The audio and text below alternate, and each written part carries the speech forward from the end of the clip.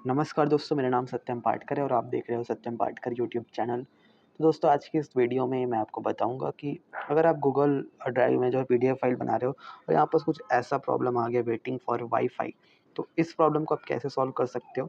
तो इसके लिए यहाँ पास आप देख सकते हो, सबसे पहले तो आपको वाई-फाई कनेक्ट करना पड़ेगा, तब जाकर आपका यहाँ पास ये पीडीएफ फाइल अपलोड होकर बनेगा।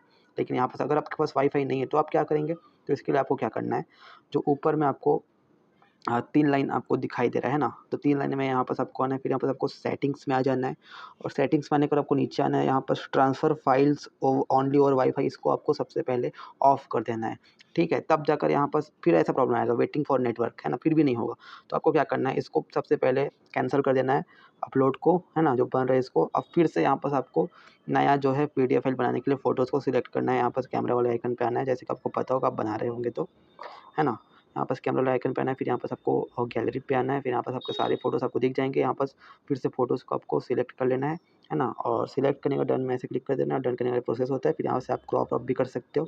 तो सिंपल से आपको जो है नेक्स्ट पे यहाँ पास आपको क्लिक कर देना है ना?